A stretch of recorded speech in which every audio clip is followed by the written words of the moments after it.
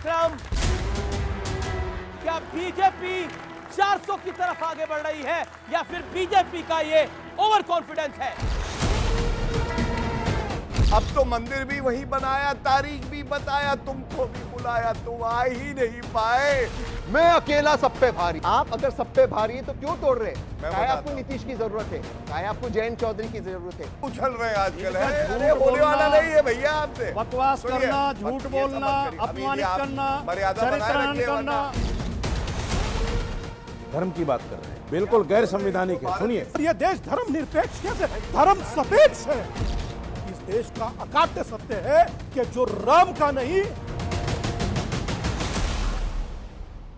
नमस्कार व्यूअर्स, मैं हूं अमीश देवकन और आप देख रहे हैं इस समय CNBC आवाज पे टक्कर का आज का एडिशन। और टक्कर के आज के एडिशन में मोदी सरकार की गारंटी की बात करेंगे। स्वागत है आपका CNBC आवाज की पब्लिक डिबेट में। एक मशहूर गाना है, आपने जरूर सुना होगा, जो वादा किया वो निभाना पड़ेगा।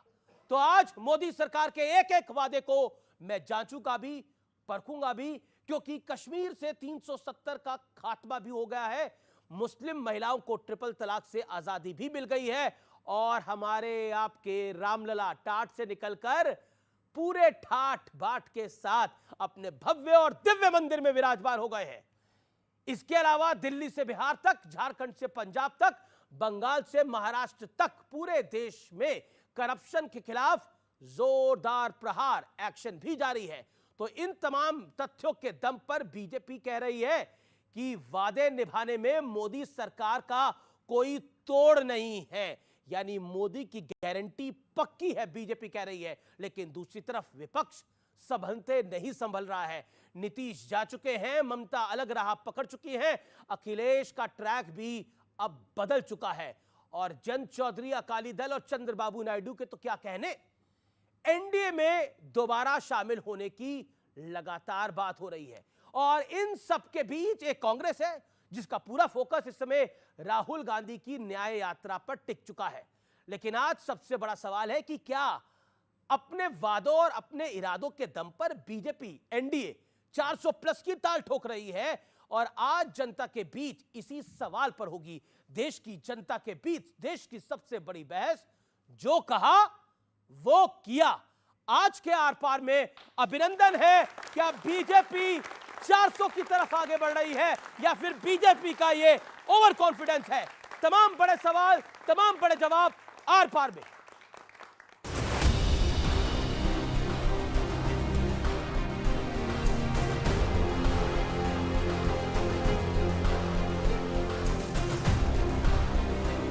सभी को मेरा राम राम।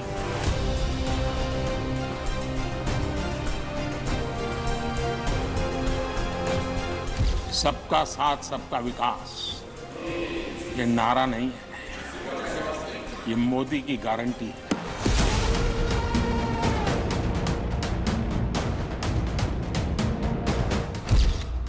कश्मीर में 370 का अंत, जम्मू कश्मीर में प्रिवेंशन ऑफ एट्रोसिटी एक्ट नहीं था, ये हमने 370 हटाकर ये अधिकार उनको दिए। रामलला की प्राण प्रतिष्ठा का प्रण पूरा, भगवान राम न सिर्फ अपने घर लौटे बल्कि एक ऐसे मंदिर का निर्माण हुआ जो भारत की महान सांस्कृतिक परंपरा को नई ऊर्जा देता रहेगा। मुस्लिम महिलाओं को 3 तलाक से आजादी,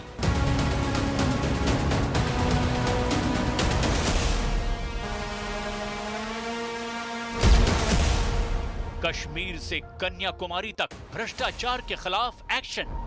मेरी भ्रष्टाचार के खिलाफ लड़ाई चलती रहेगी। जिसने देश को लूटा है उनको लौटाना पड़ेगा।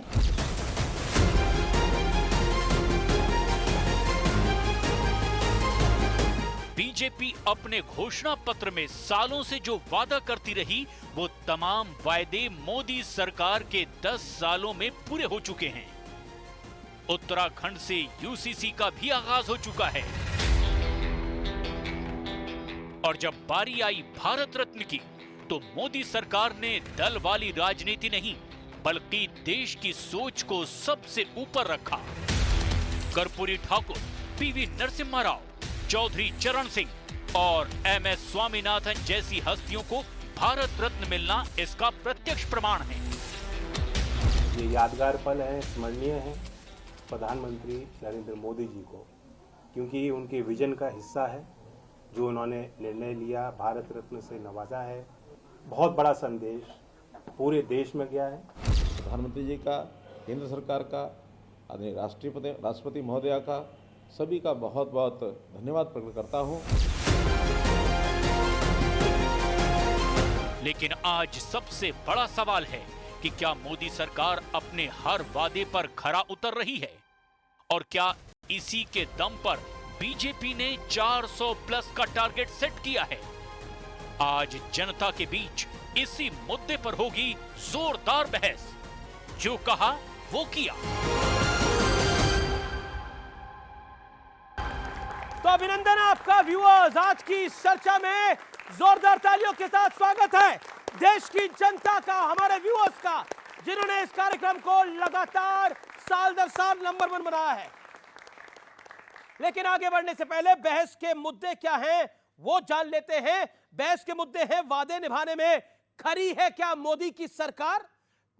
बहस का मुद्दा नंबर 1। बहस का मुद्दा नंबर 2, एनडीए को क्या 400 का आशीर्वाद है और क्या कांग्रेस को 40 सीटों की दरकार होगी 2024 के लोकसभा चुनाव में? और दूसरा, क्या अल्पसंख्यकवाद, नेगेटिव पॉलिटिक्स में विपक्ष जो है वो ट्रैप हो गया है, फंस गया है? इन 3 बड़े मुद्दों पर आज की चर्चा आधारित है। एक बार फिर आपका अभिनंदन है। मेहमानों से परिचय करा देते हैं। गौरव भाटिया का अभिनंदन करिए, बीजेपी के प्रवक्ता हैं, नेता हैं। राजकुमार भाटी का अभिनंदन करिए, समाजवादी पार्टी के नेता हैं, प्रवक्ता हैं। तहसीन पूनावाला है, जाने माने राजनीतिक विश्लेषक, उनका अभिनंदन है। मौलाना साजिद रशीदी है, जाने माने मुस्लिम धर्मगुरु, उनका अभिनंदन है। और मेरे साथ स्वामी दीपांकर आध्यात्मिक गुरु, उनका भी अभिनंदन है। और जिनकी भिक्षा यात्रा लगातार 1 साल से ज्यादा से चल रही है, तो जोरदार तालियों से तमाम मेहमानों का अभिनंदन है। तो इस चर्चा की शुरुआत कर लेते हैं। गौरव भाटिया, आप ही से शुरुआत कर लेते हैं। देखिए, प्रधानमंत्री मोदी ने लोकसभा में एक भाषण दिया, राज्यसभा में भाषण दिया और कहा कि हम तो 400 पार होंगे और कांग्रेस को 40 सीटों की भी दरकार होगी। तो सवाल ये उठता है कि खुद को तो आप पास नहीं, आपको लग रहा है कि आपसे ऊपर कोई है नहीं, और दूसरे को आप गिन भी नहीं रहे, ऐसा क्यों? राहुल जी भी तो बहुत मेहनत कर रहे हैं, न्याय यात्रा लेकर चल रहे हैं। अखिलेश जी भी तो मेहनत कर रहे हैं, अरविंद केजरीवाल भी तो मेहनत कर रहे हैं। उनकी मेहनत क्यों नहीं दिख रही आपको? देखिए, सर्वप्रथम तो मैं ये कहूंगा कि ये हम लोगों के लिए गर्व की बात है कि इस देश के प्रधानमंत्री श्री नरेंद्र मोदी जी हैं, जिनका पूरे विश्व में डंका बज रहा है।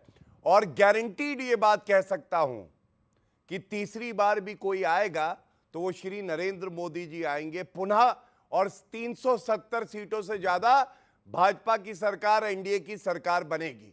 और ये क्यों है, ये क्यों है मैं बताता हूं। 55 साल सत्ता में रही भ्रष्टाचारी वंशवादी कांग्रेस पार्टी, 3 ऐतिहासिक काम ऐसे हैं जिसको ये काम नहीं कर नहीं पाए, और करा किसने? नरेंद्र मोदी जी ने। पहला अनुच्छेद 370 जी, ये कहते थे अरे छुएंगे तो ऐसा हो जाएगा, वैसा हो जाएगा। नरेंद्र मोदी जी और अमित शाह जी ने हटा के दिखा दिया, कोई कुछ कर पाया? आज बच्चों के हाथ में कश्मीर में पत्थर नहीं है, उनके हाथ में कंप्यूटर है, ये फर्क आया। दूसरी बड़ी बात है, हजारों ताने सुने हैं हम सब ने। नरेंद्र मोदी जी, एलके आडवाणी जी, अटल बिहारी वाजपेयी जी कहते थे मंदिर वही बनाएंगे, तारीख नहीं बताएंगे। अब तो मंदिर भी वही बनाया, तारीख भी बताया, तुमको भी बुलाया, तुम आ ही नहीं पाए। ये क्या हो गया जी? तीसरी बड़ी बात, यहां मेरी छोटी बहनें बैठी हैं, और करोड़ों बहनें इंतजार करती रही कि संविधान में अनुच्छेद 14, 15, 19, 21 समानता की बात करता है। लिंग के आधार पे कोई भेदभाव नहीं होगा। मुस्लिम बहनों का असली भाई कोई है तो नरेंद्र मोदी जी थे, और अब उत्तराखंड में यूसीसी आ गया है। यह दर्शाता है तीसरी असंभव कार्य कोई करेगा तो नरेंद्र मोदी जी। इसका मतलब मोदी की गारंटी, और जो असंभव को संभव कर दे उस व्यक्ति का नाम है नरेंद्र मोदी जी।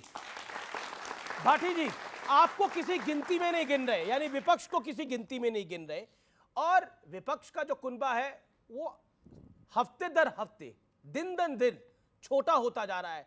क्या आपको लगता है कि बीजेपी एक हाई मॉरल लेकर कि हम अपने वादे निभा रहे हैं, और राम मंदिर का वादा निभाया भी, 370 का बड़ा वादा जो था वो निभाया भी, यूसीसी उत्तराखंड में निभा ही दिया। क्या आपको लगता है कि आपको गिनती में नहीं गिन रहे और पब्लिक आई से डिसअपीयर कर रहे हैं कि ये कंपटीशन में ही नहीं है? निशानचित दो तरह के होते हैं जी। एक तो जो पहले दीवार पर निशान बनाते हैं फिर उसमें गोली मारते हैं जी। दूसरे पहले गोली मार देते हैं फिर उस पर निशान बना देते हैं जी। और बाद में दिखाते हैं कि देखो मैंने सारे निशानों में गोली मारी है। मोदी जी ने जो वादे किए थे, अगर मोदी जी के वादों की आप बात करें कि मोदी जी वादा निभाते हैं, मोदी जी का सबसे पहला वादा था कि मैं काला धन लेकर आऊँगा जो विदेशी बैंकों में जमा है, और सारे उन काले धन के जमाखोरों के नाम उजागर करूँगा, उनके खिलाफ मुकदमे कायम करूँगा। किया था ये वादा? नहीं किया था, वो नहीं कर पाए। 15-15 लाख तो खैर हमारे मिलने ही नहीं थे जब धन ही नहीं आया था, इसलिए हम उसका इन पर तगादा करते भी नहीं कि भैया हमारे वो दे दो, आए ही नहीं। मोदी जी का वादा था कि पेट्रोल डीजल 35 रुपये लीटर से नीचे लेकर आऊँगा। मोदी जी का वादा था कि रुपये की कीमत डॉलर के बराबर करूँगा। मोदी जी का वादा था कि 2 करोड़ लोगों को हर साल नौकरी दूंगा, रोजगार दूंगा। मोदी जी का वादा था 2022 तक किसानों की आमदनी दुगनी कर दूंगा। अब 47 तक वादा कर रहे हैं। ये मोदी जी की खूबी है, ये उनकी कला है। इसे तो इस कला को आप भी मान रहे हैं? इस कला को आप भी मान रहे हैं? ये धोखेबाजी की कला है, लोगों को धोखा देना, लोगों को बहकाना कोई कला नहीं है, ये धोखेबाजी है। तो विपक्ष की क्या? आपने बोला मोदी जी की कमियां तो आप पिछले 10-11 साल से गिनाई रहे हैं, विपक्ष की मजबूतियां गिनाइए। आज 3 मजबूतियां गिनाई है। मैं बताता हूं जी, लेकिन मैं एक बात और बोल दूं, जब नोटबंदी की तो मोदी जी ने कहा 50 दिन बहनों भाइयों, 50 दिन मुझे दो, 50 दिन में इसका रिजल्ट नहीं आया तो जिस चौराहे पे कहोगे। अब तो 5 साल हो गए पूरे, रिजल्ट तो कुछ आया नहीं। ना तो काला धन खत्म हुआ, ना तो आतंकवाद की कमर टूटी, ना तो नकली नोट छपने बंद हुए। उन गरीब जो छोटे छोटे दुकानदार थे, छोटे छोटे उद्योग थे, उनकी कमर जरूर टूट गई, वो बंद हो गए। अब जो आप कह रहे हैं हमारा तो सीधा सिद्धांत है कि जो इस देश में हमारे नेता ने नारा दिया पीडीए का, पिछड़े दलित जिसको अपने ही नहीं मान रहे। मैं नहीं, कौन नहीं मान रहा? अपने नहीं मान रहे, कौन नहीं मान रहा? नीतीश नहीं मान रहे, ममता जी नहीं मान रही, लेटेस्ट जयंत चौधरी नहीं मान रहे, ये नारा अपने ही नहीं मान रहे। ये नारा उत्तर प्रदेश के समाजवादी पार्टी के राष्ट्रीय अध्यक्ष श्री अखिलेश यादव जी का उत्तर प्रदेश के संदर्भ में क्यों है? इन्होंने एक पिछड़ा वर्ग आयोग को संवैधानिक दर्जा दिया जी। उसी पिछड़ा वर्ग आयोग ने अपनी रिपोर्ट दी है लिखित में, उसने कहा कि टीचर्स की भर्ती में यूपी में पिछड़ों के साथ अन्याय हुआ, इनकी 6800 टीचर और भर्ती किए जाएं। ठीक है, जब 6800 लोगों को नौकरी दी जाए। जी जी जी जी, वो वादा ये आज तक पूरा नहीं कर पाए। ठीक है, आपको मैंने 3 बोला था, आपने 1 गिनाई, लेकिन फिर भी आपने समय अच्छा लिया। ओके, गौरव भाटिया वो कह रहे हैं कि धोखेबाजी की कला है। ऐसा है कि हमने तो बताया ठगने की कला है। असंभव को संभव जो कर दे नरेंद्र मोदी जी हैं, अपनी बात से शुरुआत करी। इन्होंने, इनकी सरकार 4 बार रही, 3 बार रही, कभी इन्होंने एक उपलब्धि नहीं बताई। और निशानची एक और है, निशानची का नाम है अखिलेश यादव। वो ऐसे निशानची है, अपने परिवार पर ही निशाना मार दिया। आप सोचिए, पहला निशाना मारा, पिताजी मुलायम सिंह जी ने कहा बेटा गद्दी पे बैठो, है मुख्यमंत्री की है जनता की सेवा करना। उन्होंने क्या किया, अपने पिता को ही अध्यक्ष की कुर्सी से लात मार दी, गिरा दिया। ये ऐसे निशानची है कि अपने पिताजी को निशाना। दूसरा निशाना चाचा शिवपाल यादव को निशाना मारा, वो भी चले गए। अब आज निशाने पे भी अखिलेश जी रहते हैं वैसे? नहीं, दिल में रहते हैं। ऐसा क्या है भाई, नजर तो रखनी पड़ती है वरना कहीं गड़बड़ कर देंगे। और इनकी 3 उपलब्धियां मैं आपको बताता हूं जल्दी जल्दी। पहली उपलब्धि ये थी कि जब महिलाओं के साथ बलात्कार होता था और सबसे ज्यादा बलात्कार के मामले थे तो पुलिस आजम खां की भैंसें ढूंढती थी और ढूंढ के बताती थी आज 4 किलो दूध दिया है, अखिलेश भैया को देंगे। पहली उपलब्धि।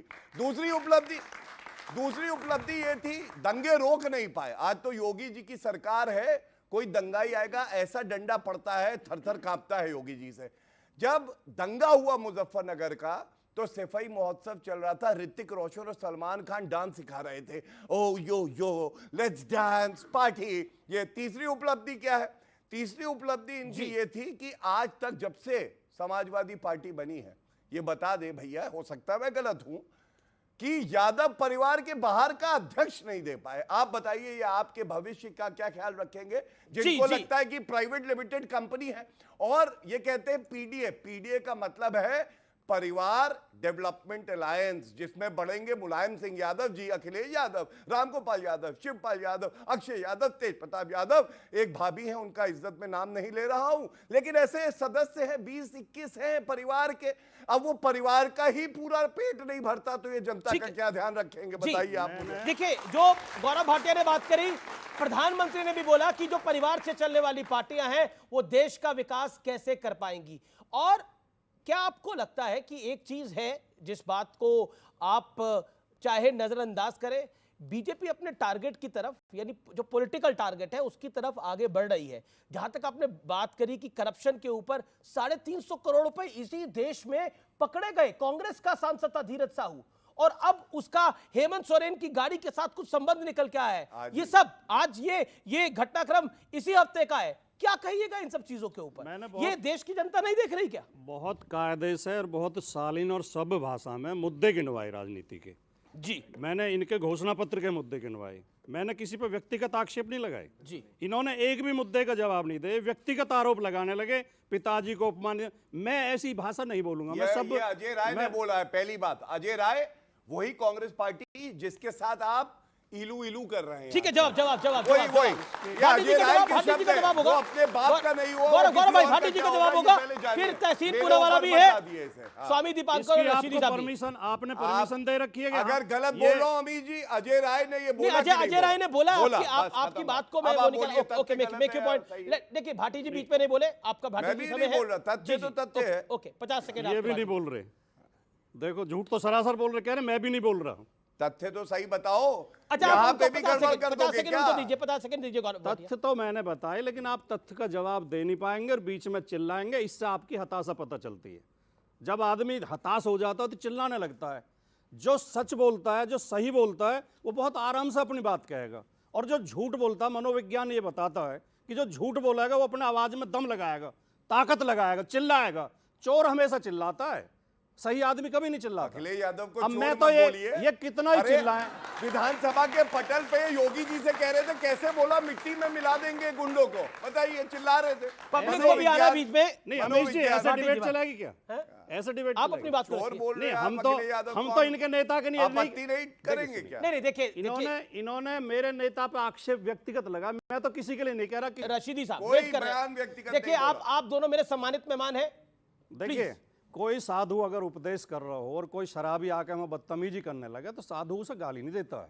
हम अपने चरित्र पर कायम रहेंगे, कितनी बदतमीजी करें।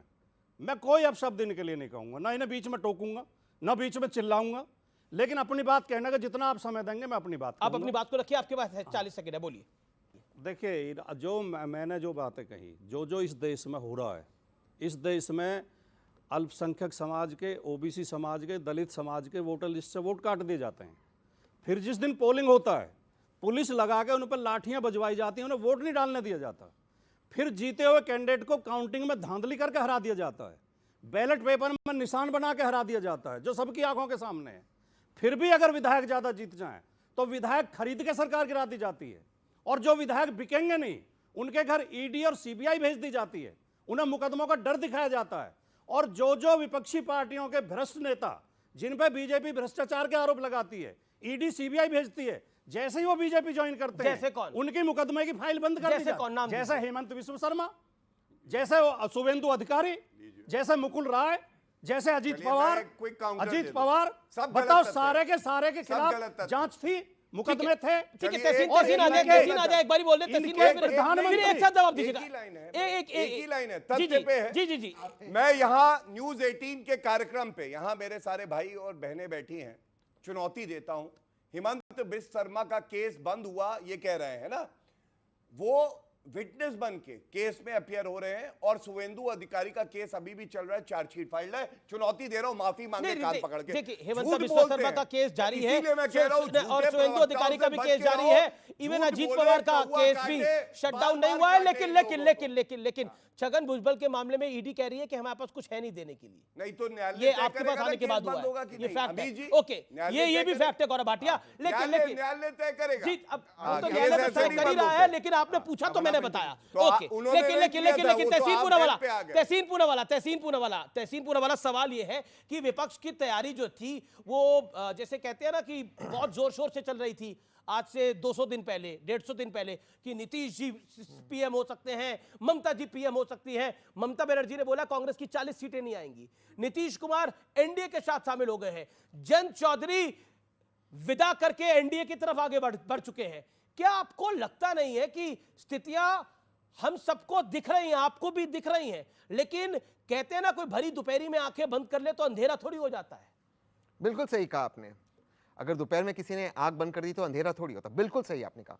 यहाँ पे सारे व्यूअर्स है, यंगस्टर्स है, सब आप लोग ये शो देखने आए, आप सबका स्वागत है। इंडिया में सबसे ज़्यादा इंटरनेट शटडाउन दुनिया में है। यूक्रेन जहाँ पर युद्ध चल रहा है उससे ज़्यादा शटडाउन इंटरनेट का भारत के अंदर है। आप मुझे बता दीजिए, आप में से कोई, क्योंकि आप सब बहुत इंटेलिजेंट है, वेब 3.0 AI इसकी कोई पॉलिसी है सरकार के पास? कोई पॉलिसी नहीं है। बस यहाँ आकर गलत बोलना, झूठ बोलना। महिलाओं के संबंध में उन्होंने कहा हमने सब महिलाओं को इंसाफ दिया। यहीं पर इसी उत्तर प्रदेश में हाथरस की घटना हुई, क्या हुआ? इंसाफ मिला?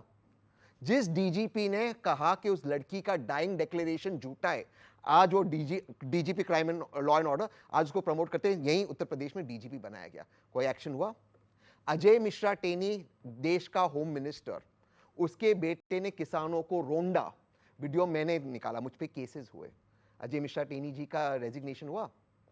ब्रिजभूषण शरण सिंह जी ने महिलाओं को, हमारे ओलंपिक रेसलर्स को मोलेस्ट किया। ऐसा ये नहीं, मैं नहीं, दिल्ली पुलिस की रिपोर्ट कहती। लड़कियों ने, आप में से कौन स्पोर्ट करता है, जिम जाता है? कोई जाता है जिम? कोई प्रोटीन लेता है? लड़कियों ने प्रोटीन मांगा, उन्होंने कहाँ नहीं छुआ। दिल्ली पुलिस की रिपोर्ट है। मोदी जी ने एक्शन लिए? मैं आपसे पूछ रहा हूँ, मैं आपसे, सर प्लीज, मैंने आपके बीच में नहीं बोला। सवाल यह है कि माननीय प्रधानमंत्री, मुझे 10 सेकंड और दीजिए सर, आपने उनके बीच में, मैं 10 सेकंड और अपनी बात समाप्त करता हूं सर, और 10 सेकंड। माननीय मोदी जी लास्ट सेशन में खड़े होकर कहे पार्लियामेंट के अंदर, मैं अकेला सब पे भारी, मैं अकेला सब पे भारी। कांग्रेचुलेशंस। अगर आप अकेले सब पे भारी है तो काहे दूसरे का अलायंसेस तोड़ रहे? आप अगर सब पे भारी है तो क्यों तोड़ रहे? काहे आपको नीतीश की जरूरत है? काहे आपको जयंत चौधरी की जरूरत है? छगन भुजबल को चक्की पिसाएंगे अजीत पवार के साथ, ऐसे देवेंद्र फडणवीस ने बोला, अमीश भाई ने उसका जिक्र किया। छगन भुजबल की फाइल ईडी ने घुमा दी, फाइल घुमा दी और कोर्ट ने केस बंद कर दिया। कर्नाटका में इनके विधायक के पास 9 करोड़ रुपया कैश निकला, 9 करोड़ रुपया कैश। इंटरनेट चलेगा, आप देख लेना। पकड़ा तो इनकी पुलिस ने ना, सर प्लीज, बेंगलोर की पुलिस ने। प्लीज मेरी बात समाप्त होनी, सर जी। कोर्ट के अंदर इन्वेस्टिगेटिंग एजेंसीज ने कहा वी आर सॉरी, हमने उनको बनाया, बोले बगैर हमने रेड किया। 300 करोड़ की धीरज साहू की बात निकली, बिल्कुल सही। दो जैन परिवार थे, कानपुर के अंदर रेड हुआ या नहीं हुआ? पंपी जैन। 300 करोड़ रुपए निकले, पर क्योंकि जिस व्यक्ति पे गलत रेड हुआ वो भाजपा के साथ था, वो जेल में गया। मैं आपसे पूछा कौन सा इंसाफ हो रहा है? तहसीन भाई, आपने जवाब नहीं दिया कि भरी दोपहरी में आंखें बंद करके, सर वही तो है ना, हमारे जवाब ही नहीं है। तो 400 क्या 505 हो जाएगा, 543 में से 544 हो जाएगा, कोई बात नहीं। ओके गौरव भाटिया, संक्षेप में जवाब दें। सारी बातों का सार एक ही लाइन में है, जब आएगी नरेंद्र मोदी जी की आंधी तो उड़ जाएगा राहुल गांधी। आप देख लीजिएगा, कोई जवाब है। और सुनिए अभी राहुल गांधी, आतुर मत हुई, ये कोई जवाब है? ब्रिजभूषण शरण सिंह पे ये जवाब है? अगर आपको लगता है ब्रिजभूषण शरण सिंह पे जवाब है, आपकी बारी है, नो प्रॉब्लम, आपका अधिकार है। बारी में क्यों नहीं बोल सकते भाई? बोलिए, सॉरी मैंने आपको डिस्टर्ब किया, बोलिए आप प्लीज। पूरे 2 मिनट के प्रवचन में इन्होंने ये नहीं बताया कि ये जो घमंडिया अलायंस है इसका प्रधानमंत्री का चेहरा कौन है, कन्वीनर कौन है, और सीट शेयरिंग क्यों नहीं हुआ, नीतीश कुमार जी क्यों छोड़ के चले गए, क्यों ऐसा आप अब ये बीच में आ गए बेचारे? कि सीट अरे शेयरिंग दगे हो गया। कारतूस भी उछल रहे हैं आजकल, इनका है? झूठ अरे होने बोलना, वाला नहीं है भैया आपसे। बकवास सुनिए, करना, मत- झूठ ये सब बोलना, मत करिए। अभी अपमानित आप करना, मर्यादा बनाए चरित्रहनन रखिए, करना, वरना ठीक है। चरित्रहनन चलिए, अब करना। आपकी मर्जी है। नहीं, ये गौरव, काम गौरव, आपने किया ये था। तरीका ठीक ये है। काम आपने किया था जब मैं बोल रहा था। कुछ नहीं किया था मैं मैंने। तय करके बैठा था मैंने कि एक- मैं आपको बताऊंगा अरे आप कितना क्या दर्द होता है बताएंगे? जब जनता आदमी को बोलना आपको नहीं दिया जाता, बताएगी। कितना दर्द जनता होता है। आपको बताएगी, हाँ। देखिएगा। मेरे बीच में बोलोगे आप ना, चिंता हर ना बार करो। बोलूंगा ऐसे ही, आप ऐसे चलिए, ही। पर आप बोल लिए, अब आपने ऐसे ही अपनी बोलूंगा। रस्म आपने पूरी कर ली, अब उनको बोलने दीजिए। ओके गौरव ये अगर भाटिया। ये वादा करेगा देखिए, अगली बार मुझे ऐसा नहीं है। टोकेंगे, ठीक है, ठीक है। तो मैं भी नहीं टोकूंगा। देखिए, हम तो चाह रहे थे देश कायदे से चले, सुनिए। गुंडागर्दी तो ये लेके आए। देख लीजिए, गुंडा ये अपराध कर रहे हैं जगह देख जगह। लीजिए। बेटी बचाओ का नारा दे रहे हैं। अच्छा, बल गुंडागर्दी बिल्किस ये बानो के लेकर आए, ठीक अपराधियों है, को ठीक छोड़ रहे है। हैं। ओके ओके ओके ओके, जवाब गौरव भाटिया। देखिए, कह रहे आप यही गुंडागर्दी कर रहे हैं। यही भारत की राजनीति है। एक अकेला शेर की तरह नरेंद्र मोदी जी चलते शेर हैं जानवर होता और है, जानवरों को मार मार खाता है, अरे छोटे छोटे अभी- जानवरों को। मांसाहारी होता है, सब डरते हैं शेर से। देख लीजिए, शेर की कोई पूजा हालत नहीं देख करता। लीजिए बेचारों की। मुझे तरस आ शेर रहा से है प्रेम बेचारों कोई नहीं करता। को। मुझे तरस आ चलिए, रहा है अब इन आपको लोगों शेर से भी तकलीफ है। शेर सर्कस में भी अरे नाचता है। जी जी जी, को। हाँ, वो है शेर को उद्धव नकेल ठाकरे। डाल के सर्कस उद्धव में नचाया ठाकरे जाता वाला है। है, नचारिये शेर को सोनिया बहुत गांधी। ज्यादा महिमा नाचो मंडित नाचो नहीं होता। नाचो। और शिवसेना का जो असली शेर बाला साहब अब ठाकरे जानवर थे। से तुलना कर रहे हैं देश के प्रधानमंत्री की। हम इसका विरोध करते हैं। वो हमारे भी प्रधानमंत्री हैं। जानवर से तुलना मत करो। आप चलिए, आपका ये सर है। जी चाहे गौरव भाटिया की बारी है। गौरव जी, शेर का हौसला है वो नरेंद्र मोदी है। चील की नजर है भ्रष्टाचारियों को पकड़ने के लिए वो सारे जीव नरेंद्र जंतु मोदी बीजे है। दिन भरे हुए। और एक बात और बता दूं, वो गधे क्या जाने कि गधे शेर भी की हैं। ताकत क्या होती गधे भी है, हैं। जिन्होंने अपने पिता को कुर्सी से उठाया और एक सरकारी ही बंगले आता है, से एक ही वाक्य आता है 200 रुपए की टोटी चुरा ली सरकारी बंगले से। वो ये टोटी चोर है। ये क्या जाने शेर का हौसला क्या होता है। सर मेरा सवाल आपसे है कि जैसे जनता अगर वोट देना चाहती है तो उसके लिए एक चेहरा चाहिए होता है। अगर बीजेपी को वोट देगी 2024 में तो मोदी जी का चेहरा देखकर करेगी, लेकिन जब इंडी की बात आती है तो जनता कंफ्यूज हो जाती है कि हम किसके नाम पे वोट दें। भाटी जी जवाब इस बात का, इंडिया गठबंधन में वोट किसको दे? जो हमारी लोकतांत्रिक व्यवस्था, जो हमारी संसदीय प्रणाली है, जो हमारा संविधान कहता है, हमारे यहाँ 543 एमपी चुने जाते हैं, फिर वो अपना नेता चुनते हैं। जो पार्टियों के अलग अलग सांसद चुन के आते हैं वो अपने अपने दल का नेता चुनते हैं, वो प्रधानमंत्री बनता है, भाटी जो जी, सबसे बड़ा दल होता है। भाटी जी, पर उत्तर प्रदेश के अंदर तो अखिलेश जी को आपने पहले ही चुन लिया था कि अगर सपा की सरकार आएगी विधायक कोई बने ना बने लेकिन मुख्यमंत्री अखिलेश बाबू ही होंगे। अमीश जी सही कह रहा हूं, गलत कह रहा हूं? नहीं नहीं नहीं नहीं, बिल्कुल नहीं। लोग ये उम्मीद कर रहे थे कि नेताजी मुलायम सिंह यादव जी मुख्यमंत्री बनेंगे, लेकिन विधायकों ने नहीं, मैं तो इस 2022 के चुनाव की बात कर रहा हूं। अगर जीत के आती सपा तो अखिलेश जी बनते या शिवपाल यादव बनते या राजकुमार भाटी बन जाते। बनते तो अखिलेश जी, लेकिन बिना विधायकों के समर्थन के नहीं बनते। तो फिर सवाल यही है। अच्छा, क्या मोदी ने ऐसे काम करे कि वो वापस लौट के आएंगे? स्वामी दीपांकर, मोदी जी ने लोगों के दिलों को तो जीता है दादा, इसमें कहीं कोई दो मत नहीं। और एक व्यक्ति ने एक बात हमसे कही, बोले जो 370 हटा सकता है वो 370 ला भी सकता है जी। तो एक चीज को हम लोगों को स्पष्ट समझना चाहिए कि जो भारत की चेतना का स्पंदन है वो राम है दादा।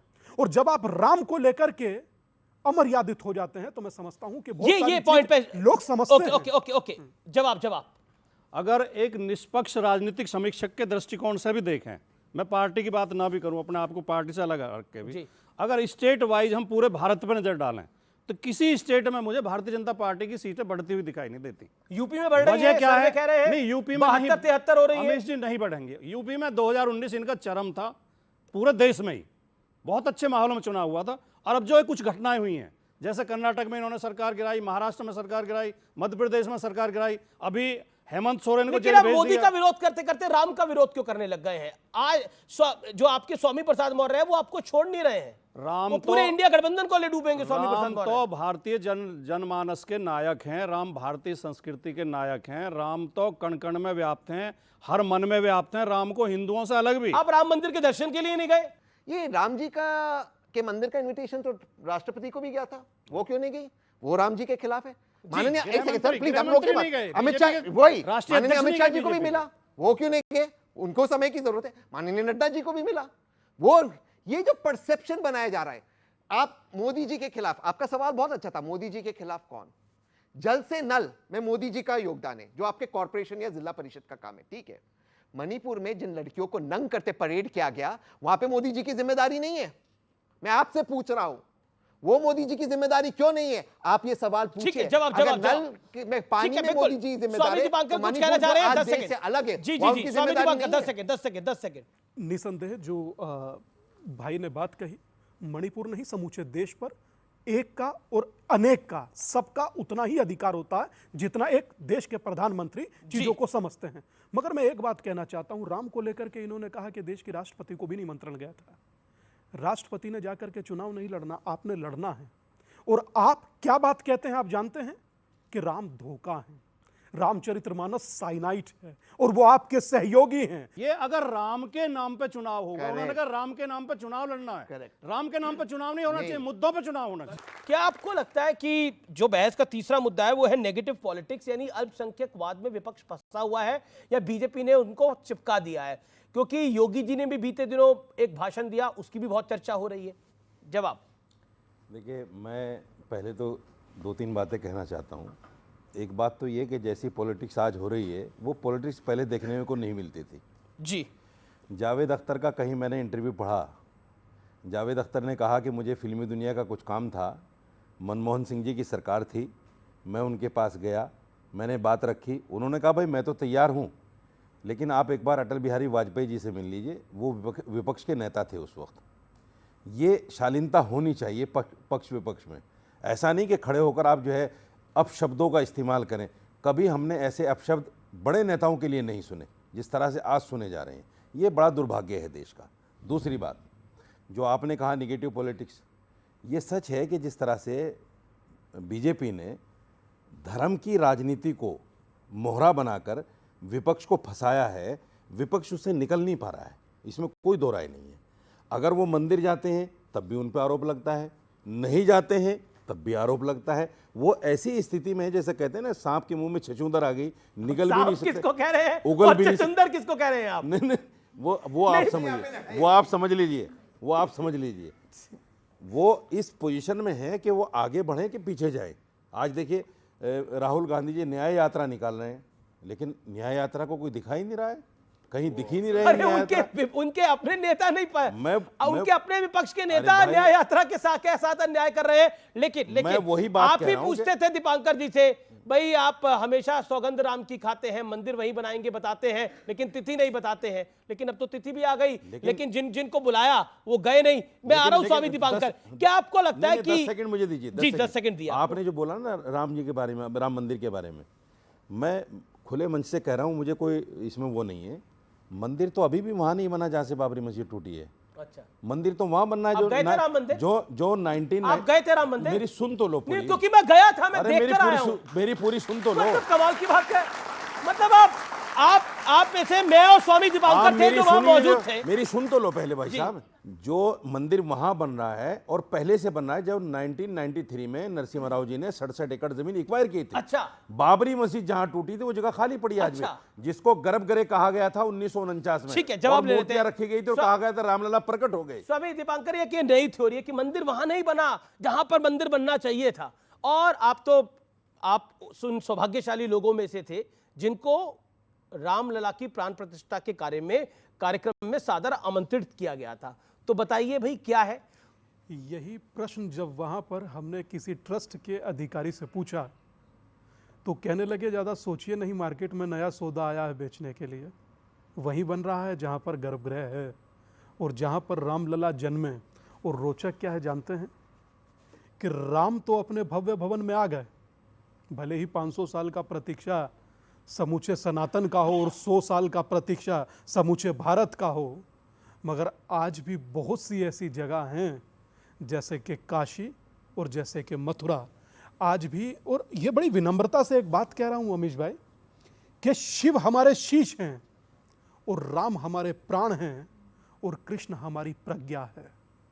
और जिस समय शीश ना हो तो प्रज्ञा शून्य हो जाती है, और प्राण ना हो तो समूचा शरीर। जो भाईचारा या कथित भाईचारा, कथित गंगा यमुनी तहजीब जो चूक गए राम मंदिर में, उसके लिए काशी और मथुरा शेष है। जी जी जी, जवाब। लेकिन एक तो है कि जो क्योंकि नरेंद्र मोदी ने वादा किया था 370 हटने का, हटा दी, राम मंदिर बनाने का, राम मंदिर बन गया। अब बताइए 370 हटाने का वादा किया था, हट गई। लेकिन 11 साल की गवर्नमेंट में 10 साल गवर्नमेंट को हो गए, क्या 11 साल की सरकार? सॉरी 10 साल हो गए सरकार तो क्या जितने कश्मीरी का संविधान नहीं, आप 5 साल की सरकार। एक मिनट सर, आपके बीच में मैं नहीं बोला, क्यों बिला वजह विवाद बढ़ाते हो? सुनिए, जितने कश्मीरी कश्मीर से आए थे या उनको भगाया गया था, कोई एक कश्मीरी वापस गया? हाँ, क्या गए। फायदा हुआ? कई हजार गए। अरे भाई, अरे संसद के पटल पे उत्तर है, पढ़िए लिखिए। अब राहत इंदौरी का एक शेर याद आ गया। ये खोज रहे। सुनिए, अब राहत इंदौरी का एक शेर याद आ गया मुझे। राहत इंदौरी कहते हैं कि झूठों ने झूठों से कहा झूठ मत बोलो, सरकारी ऐलान हुआ है झूठ मत बोलो, और अंदर झूठों की मंडी है, बाहर लिखा है झूठ मत बोलो।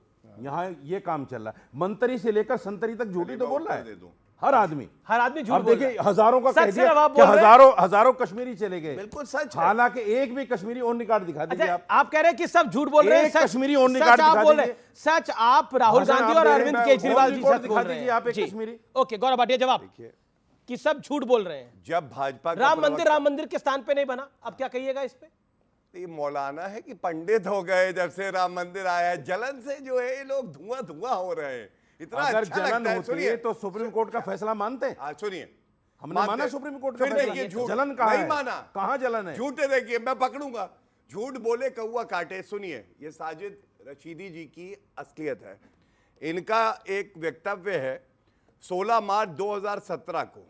इन्होंने कहा, हिंदू जब हिंदू राष्ट्र कह रहे हैं तो हम भारत को इस्लामिक मुल्क क्यों नहीं बना सकते हैं? ये पहला। दूसरा, इन्होंने कहा जहां मस्जिद थी वहां मस्जिद रहेगी, सर्वोच्च न्यायालय कुछ भी फैसला करे। और ये इनके ट्वीट्स हैं। अब मैं एक बात कहता हूं, आपको मालूम है इन लोगों के साथ दिक्कत क्या है? मैंने आपको 3 ऐतिहासिक काम तो बताए। हमें ये नहीं भूलना चाहिए, आज से कुछ साल पहले कोविड की महामारी आई, उसके बाद पहला चुनाव है। 220 करोड़ सुरक्षा कवच हम सबको लगे हैं, किसने दिए? नरेंद्र मोदी जी ने। कर्तव्य पथ प्लीज बीच में मत बोलो। क्या है तो किसने दिए भाई? प्रधानमंत्री जी सरकार ने दिए। मैं जवाब दे दूं। सरकार ने दिया, गवर्नमेंट का मुझे प्लीज अलाउ करना, जवाब देना। बिना मेरा और आपका पैसा। ठीक है, आप अपने घर से दे दिए। ठीक है, 15 second Gaurav Bhatia, make your point. आधा मिनट चाहिए होगा। सुनिए, 220 करोड़ टीके देना, कर्तव्य पथ पे नेताजी सुभाष चंद्र बोस जी की मूर्ति होना, जिनको भारत रत्न ये लोग नहीं दे पाए। सुनिए, 12 करोड़ घर ऐसे हैं जहां नल में जल दिया है। 11 करोड़ हमारी बहनें ऐसी हैं जिनको गैस का सिलेंडर दिया है। और सबसे बड़ी बात कहता हूं, आज हमारी सेना वो है जिसके पास बुलेट प्रूफ जैकेट है, वरना ये गांधी परिवार वो था जब हमारे जवान बुलेट प्रूफ जैकेट मांगते थे तो ये कहते थे VVIP चॉपर चाहिए, ऑगस्टा वेस्टलैंड चाहिए, जिसमें भी कमीशन खोरी करी। और एक बात और कह के अंत करूंगा, तहसीन भाई समर्थक है, कोई कांग्रेस का प्रवक्ता इतना दम नहीं रखता है कि अमीश देवगन के शो में बैठ जाए, लेकिन फिर भी पूछूंगा। हमने तो कहा 370 डंके की चोट पे, तुम्हारी सीटें कितनी आएंगी ये तो बता दो। तहसीन फिर मैं आपको मौका दूंगा। तहसीन पूरा वाला 30 सेकंड में अपनी बात। देखिए, एक ये तो कह रहे हैं 370, ये कहते हैं 400, आपकी सीटें कितनी? मैं तो कह रहा हूँ 543 में से 544 कह देंगे। इससे क्या मतलब होता है? ये लीजिए, अगर आपकी सीटें पूछ रहे हैं। अब आप बीच में बोल रहे हैं जी, प्यार से अपने भाई से एक सवाल नहीं पूछ सकते? बोलिए इतनी दूरियां हमारी, कोई दूरियां नहीं है, कोई दूरियां नहीं है, कोई दूरी है। इन्हें भी लेने का प्लान है? मैं नहीं जाऊंगा, मैं देश के रास्ते पे चलूंगा, भाजपा के रास्ते पे। कौन कौन जा रहा है? तहसीन भाई आज खुलासा कर दीजिए, ये लोग भी जानना चाह रहे हैं।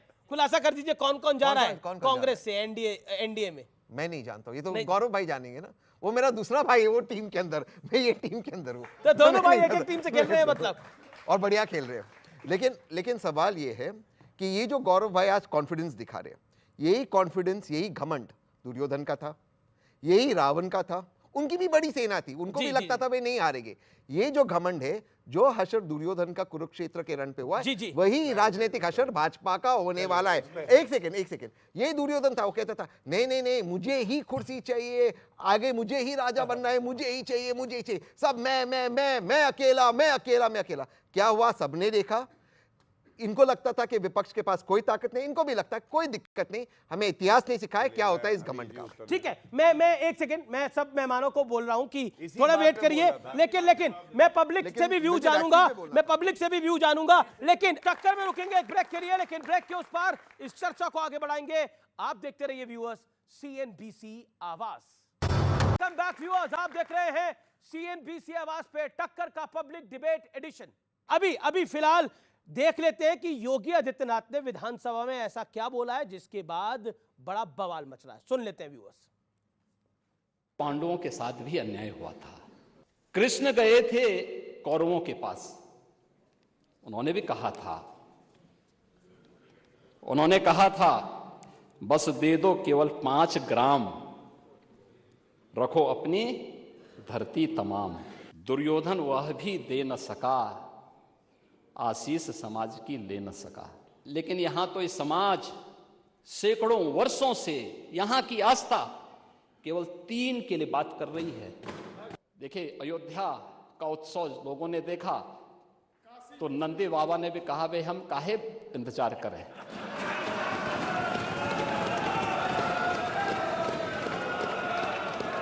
उन्होंने भी इंतजार किए बगैर रात्रि में बैरिकेड तोड़वा डाले।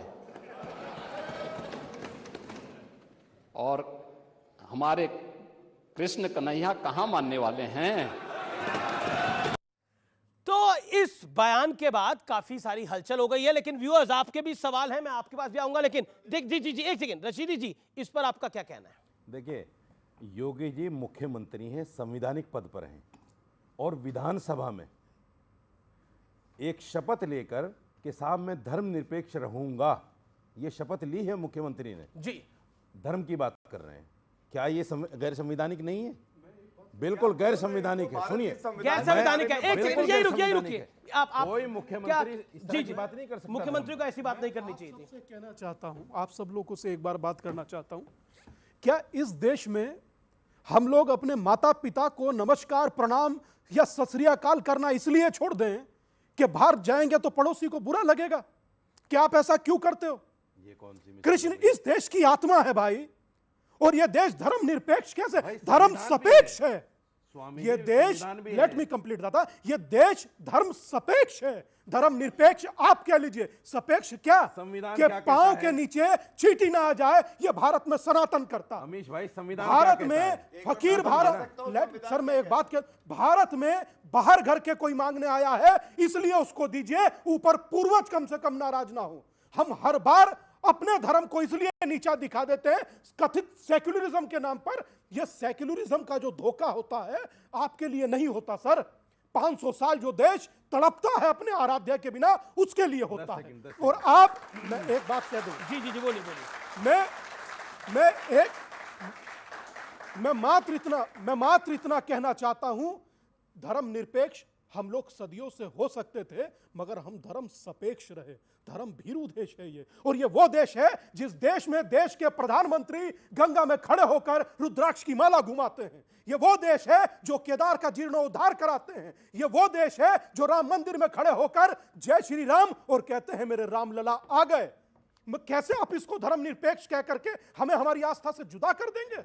और ये देश, एक बात हमेशा याद रखिएगा, इस देश का अकाट्य सत्य है कि जो राम का नहीं वो किसी काम का नहीं।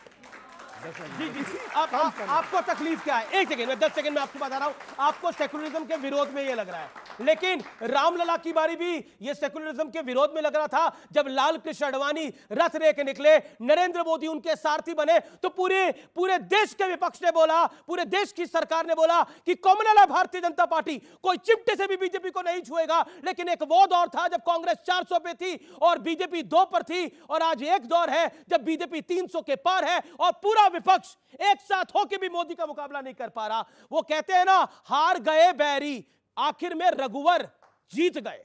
मैं संविधान की बात इसलिए कर रहा हूं कि संविधान साजिद रशीदी ने तो नहीं लिखा जी, या किसी मुसलमान ने तो नहीं लिखा। बाकायदा कमीशन बैठा, बातचीत हुई और बाबा भीमराव अंबेडकर ने संविधान लिखा। तो संविधान क्या बदल रहा है? संविधान में सरकारों के जो काम है, सरकारों के जो काम है वो रोजी रोटी देना है। जो 2 करोड़ नौकरियों के वादे किए थे वो कहां हैं? बोला अब नौकरियों से निकल के अब इस पे आ गए, सेकुलरिज्म को आप मेंटेन नहीं कर पा रहे, कम्युनलिज्म पे दोबारा लौट रहे हैं। संविधान की इनको कोई समझ नहीं है। संविधान में कहीं भी शब्द धर्मनिरपेक्ष आया ही नहीं है। संविधान में पंथ निरपेक्ष कहा है, और ये वो देश है जिसके प्रथम राष्ट्रपति डॉक्टर राजेंद्र प्रसाद जी स्वयं गए थे सोमनाथ मंदिर जब वहां पे पूजा अर्चन था। उसके अलावा रफेल आता है तो नारियल फोड़ते हैं हमारे रक्षा मंत्री। ये वो देश है जहां पे इफ्तार पार्टी 5,000 रुपए की चांदी की प्लेट में कांग्रेस पार्टी देती थी। और वो ये देश है जब हज सब्सिडी देती थी कांग्रेस सरकार तो पंथ निरपेक्षता कहां जाती? जी जी जी, पब्लिक के सवाल, जानना ऑडियंस के सवाल, क्या सवाल है आपका? बोलिए। पॉइंट क्या है? पुणे वाले जी से मेरा सवाल है कि राहुल गांधी जी भारत जोड़ो न्याय यात्रा कर रहे हैं, वहीं सीएम तेलंगाना के सीएम रेवंत रेड्डी जी उत्तर भारतीयों का अपमान कर रहे हैं, तो क्या ऐसे में भारत जुड़ेगा? क्या बिहार और उत्तर प्रदेश के लोग आपसे जुड़ेंगे? जवाब सवाल है ये, बहुत सवाल। थैंक यू, ये बहुत अच्छा आपने सवाल पूछा और मैं मानता हूं आपकी बात, किसी का मैं इंसल्ट नहीं करना चाहिए, लेकिन जहां पर जो स्टेट्स कंट्रीब्यूट करते हैं, जिनका परफॉर्मेंस अच्छा है, हर पैरामीटर पे अच्छा परफॉर्मेंस है, महाराष्ट्र, तमिलनाडु, कर्नाटका, केरला, उन स्टेट्स को उनका हक मिलना चाहिए सेंटर से। अगर ये एक लेजिटिमेट डिमांड सडन स्टेट्स कर रहे हैं तो काहे उसको नहीं दे रहे? जो हमारी फाइनेंस मिनिस्टर है कर्नाटका के एमपी, पर उत्तर भारतीयों को गाली क्यों उसके लिए ना? मैं क्या, वो गलत है, हमें किसी गलत के है बीच तो में फिर गाली कार्रवाई नहीं, भी होनी लेकिन चाहिए। हक सबका बराबर ये होना। काला चश्मा डाल के बैठे हैं और बहुत हैंडसम लग रहे हैं, एंकर बनेंगे। क्या कह रहे हैं आप? एंकर बनेंगे, एंकर बनेंगे 100%। बिल्कुल, धन्यवाद। मेरा सवाल आपसे ही और साजिद जी से है कि अभी इन्होंने कहा कि जब पहले मनमोहन सिंह की सरकार थी तो वो राय मशवरा लेते थे अटल बिहारी वाजपेयी जी का, तो अटल बिहारी वाजपेयी के अंदर वो क्वालिटी थी, वो क्षमता थी। आज मुझे एक विपक्ष का नेता बता दीजिए जिसके पास इतनी क्षमता है कि वो प्रधानमंत्री को सलाह दे सके। अच्छा, मैं इसका जवाब, राहुल गांधी में क्षमता नहीं दिखती आप? एक सेकेंड, राहुल गांधी जी में क्षमता नहीं दिखती आपको? तेजस्वी यादव में क्षमता नहीं दिखती?